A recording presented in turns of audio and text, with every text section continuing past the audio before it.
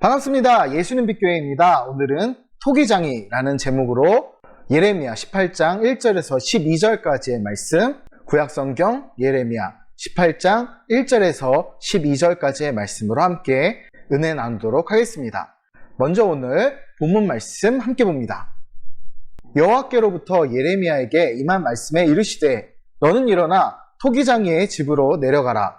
내가 거기에서 내 말을 네게 들려주리라 하시기로 내가 토기장이의 집으로 내려가서 본즉 그가 농로로 일을 하는데 진흙으로 만든 그릇이 토기장이의 손에 터짐에 그가 그것으로 자기의 의견에 좋은 대로 다른 그릇을 만들더라. 그때 여호와의 말씀이 내게 임하니라. 이르시되 여호와의 말씀이니라. 이스라엘 족속아 이 토기장이가 하는 것 같이 내가 능히 너희에게 행하지 못하겠느냐. 이스라엘 족속아 진흙이 토기장이의 손에 있음같이 너희가 내 손에 있느니라.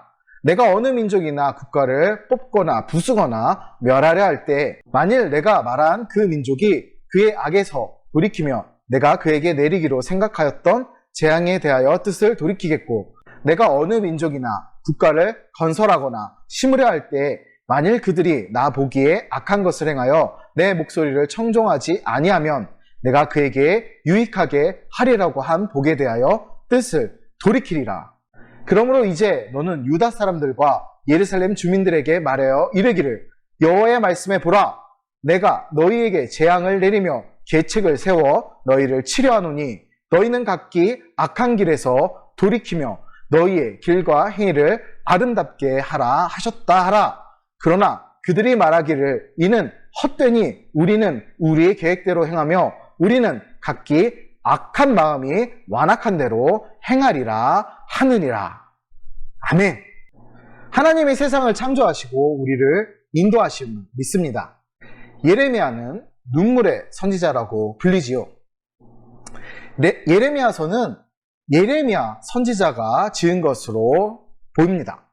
이는 예레미야 자신이 예레미야 1장 1절과 36장에서 증언할 뿐만 아니라 신구약의 다른 성경의 저자들 마태복음 2장이라든지 다니엘이라든지 역대하 등등에 기록된 대로 인정되는 부분입니다.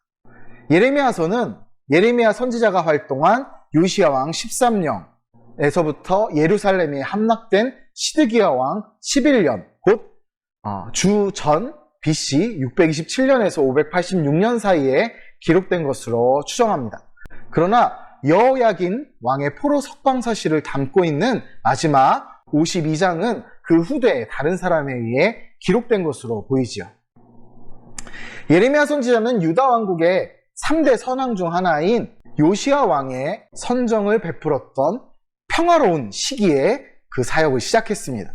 그러나 이미 멸망한 아수르 제국의 판도하에서 바벨론 세력의 팽창을 저지하기 위해 출병했던 요시야 왕이 애굽 왕 느고를 맞아 무기돛에서 전투하다가 죽음으로써 유다 왕국의 평화는 깨어지고 결국에는 그 요시야 왕이 죽은 후에 유다 왕국은 쇠락의 길로 접어듭니다.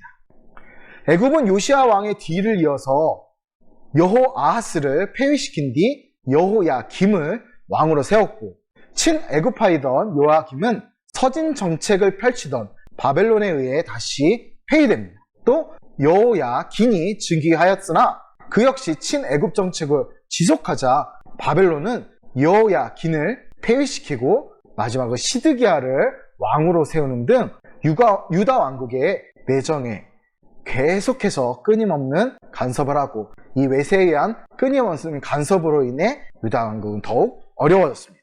결국 유다 왕국은 시드기야 때 바벨론 왕 느부갈네살에 의해 멸망당하게 되는데 선지자 예레미야는 이런 혼란기 때 유다 백성에게 나라의 혼란이 국방력의 열세에 있지 않고 백성, 특히 지도자들의 범죄 행위 때문에 일어나는 것임을 지적하면서 철저한 회개만이 살 길임을 촉구합니다.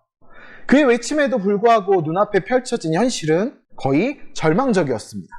사람들은 하나님께 돌아갈 마음이 없었고 예루살렘의 멸망은 너무나 명확해져 버렸습니다. 이런 상황에서 오늘 본문에서 하나님은 예레미야에게 토기장이의 집으로 가라 하십니다. 더 깊은 본문으로 함께 들어가 보겠습니다.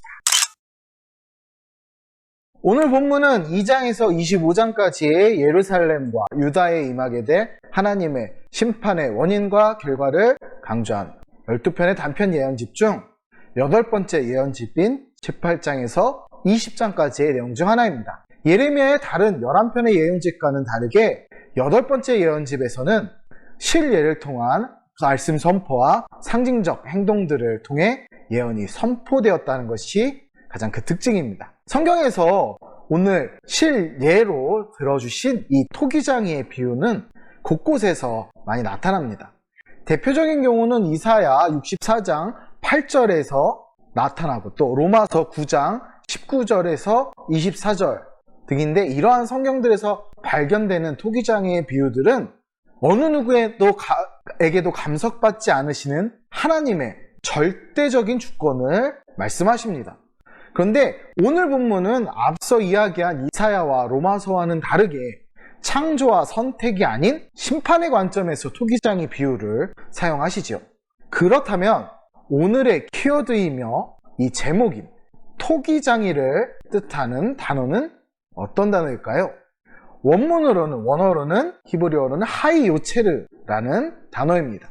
창세기 2장 8절에 등장하는 짓다, 또 이사야 44장 10절에 나오는 모양 등을 만들다, 또 오늘 본문이 있는 예레미야 같은 성경인 예레미야 45장 18절에 나오는 조성하다라는 의미의 동사 야차르로부터 나온 단어입니다.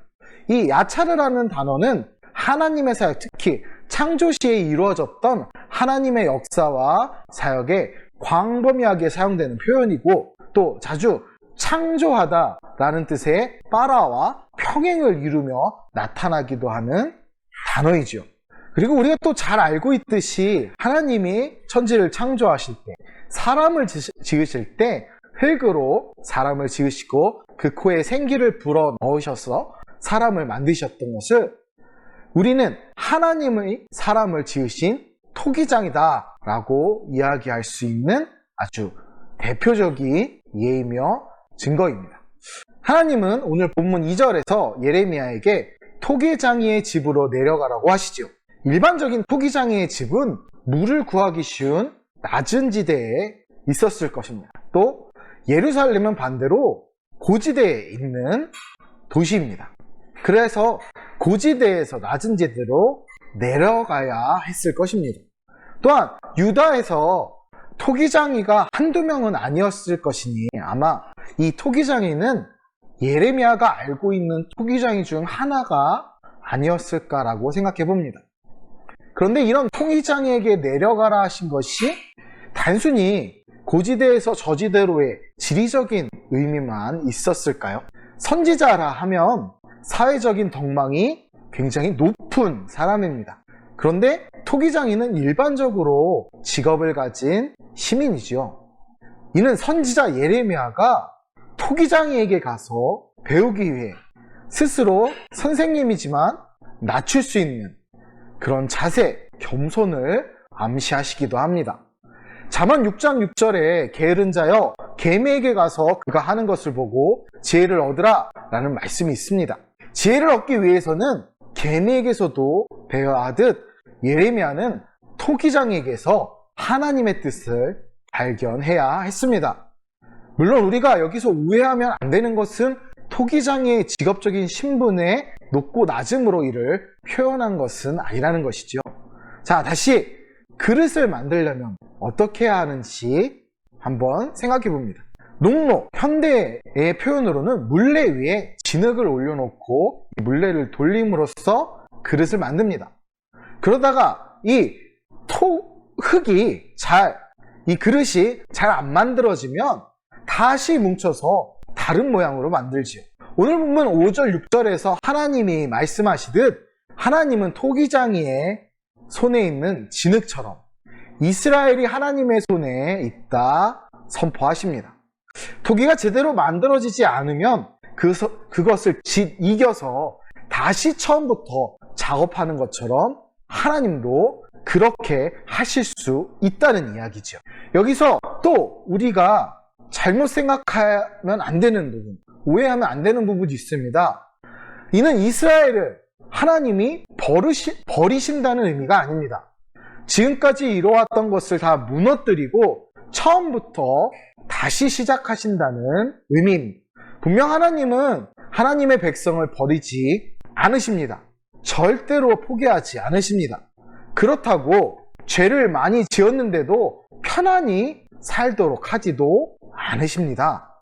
만약 우리가 주님 앞에 바로 서지 않는다면 하나님은, 예수님은 지금까지 베푸신 은혜를 모두 철회하시고 처음부터 다시 시작하실 것입니다. 하나님은 자비롭고 노하기를 더디하시지만 공법과 정의의 하나님이시며 창조하신 이도 하나님이시고 구원하신 이도 그리스도 예수 우리 구주 하나님이십니다.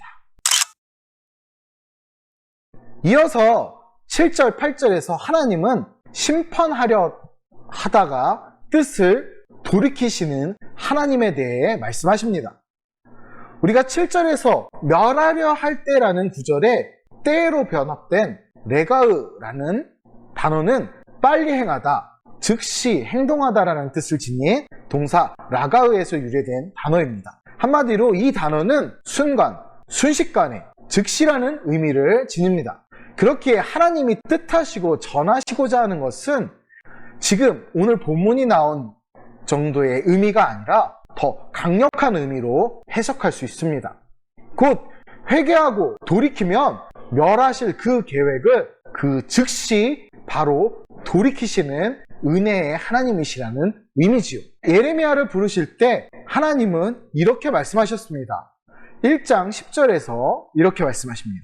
보라, 내가 오늘 너를 여러 나라와 여러 왕국 위에 세워 내가 그것을 뽑고 파괴하며 파멸하고 넘어뜨리며 건설하고 심게 하였느니라 하시니라. 아멘. 예레미야 1장 10절에 예레미야를 통해 뽑음, 파괴, 파멸, 넘어뜨림, 건설, 심음을 행하실 것이라 하셨습니다. 토기장이가 진흙을 가지고 마음대로 할 권리가 있듯이 세상 나라들의 운명과 역사는 오직 하나님의 뜻과 권능에 달려 있다는 것입니다. 그런데 하나님은 내키는 대로 행하시는 분이 아닙니다. 나라와 백성이 어떻게 하는가를 고려하십니다. 하나님이 어떤 민족을 파멸시키려 하셨어도 그 민족이 악에서 돌이키면 재앙을 즉시 돌이키시고, 어떤 민족을 높이려 하셨어도 그들이 하나님의 목소리를 따르지 않으면 9절 10절에서 말씀하시듯 즉시 복을 거두십니다. 하나님이 계획을 세우셨다 하더라도 그 백성이 어떻게 행하느냐에 따라 역사가 달라집니다. 오해하지 마십시오. 백성이 어떻게 하느냐는 하나님 앞에 어떻게 섰느냐입니다. 그들이 하는 대로 하나님이 행동하시겠다는 수동적인 하나님이 아닙니다. 우리에게 주신 자유의지는 우리가 마음대로 살라고 주신 것이 아닙니다. 하나님의 은혜와 평안 가운데 거하기 원한다면 죄에서 떠나 말씀대로 살아야 합니다. 하나님이 예레미야를 통해 이런 말씀들을 하시는 이유는 간단합니다. 지금이라도 돌이켜 하나님께로 돌아오라는 것입니다. 11절에서 하나님은 심판을 선언한 것을 볼 수 없습니다. 앞선 심판의 예언과는 다른 것이지요. 물론 12절에서 하나님이 택한 백성이 완악하게 하나님의 명을 거역함으로 심판이 선언되지만 이는 회개를 위한 말씀이지 심판이 목적인 선언이 아닌 것입니다. 그러나 우리가 역사를 통해 잘 아는 대로 하나님의 모든 노력이 허사가 됐죠. 유다 백성은 악한 계획을 바꿀 의사가 없었으며 또 악한 마음에서 벗어날 생각조차 하지 않았습니다. 그런 생각이 전혀 없었습니다. 예루살렘과 유다가 망한 것은 분명 하나님의 섭리에 의한 것이지만 하나님이 그렇게 행하신 이유는 그들의 악함 때문입니다. 이스라엘과 교회의 역사를 살펴보면 하나님의 은혜를 악용하려던 자들이 결국 파멸에 이른 사례들을 얼마든지 볼 수 있습니다. 말씀이 선포될 때, 말씀을 들을 때 속히 돌이키십시오. 악한 길에서 돌이킬 때는 그 길과 행위를 아름답게 해야 합니다. 길은 단순히 우리가 생각하는 물리적인 그런 길이 아닙니다. 그냥 걸어가는 길, 자동차가 다니는 길, 그런 길만이 아닙니다. 삶의 전반적인 태도가 변화되어야 합니다. 선한 삶의 태도를 갖고 아름다운 길로 나아가야 합니다. 그것이 하나님 앞에 합당한 삶입니다. 어떤 사회, 어떤 공동체든 지켜야 할 원칙이 있고 그 원칙이 잘 지켜질 때 사회는 올바르게 질서 있게 흘러갑니다. 그리고 그 질서와 선이 아름다운 것입니다. 정치적 올바름, 사회적 올바름, 경제적 올바름들이 사회를 아름답게 합니다. 토기장의 그릇은 실용성도 중요하지만 그 실용성이 극대화될 때 아름다움을 뽐낼 수 있습니다. 우리는 우리 삶이 과연 하나님의 도우심을 받기에 합당한지를 점검해야 합니다. 하나님은 분명히 우리를 버리지 않으십니다. 그러나 우리가 하나님 보시기에 바르게 서지 않으면 처음부터 다시 시작해야 하는 상황이 벌어질 수도 있습니다. 우리의 일반적인 인생에 마찬가지입니다. 하나님 앞에 온전히 서지 않을 때 물리적으로, 경제적으로, 또 우리의 육체적으로, 영적으로 하나님은 리셋하실 수 있는 분이십니다. 그 심판대 앞에서 우리는 그저 진흙일 뿐입니다. 하나님의 롱로, 하나님의 물레 위에서는 우리는 그저 그 토기장이의 피조물일 뿐입니다. 하나님은 우리에게 은혜와 복을 주시기 원하십니다. 아멘. 그분의 손길에 따라 잘 가다듬어지는 그릇, 아름다운 그릇이 되시기를 주님의 이름으로 축복하고 기도합니다. 감사합니다.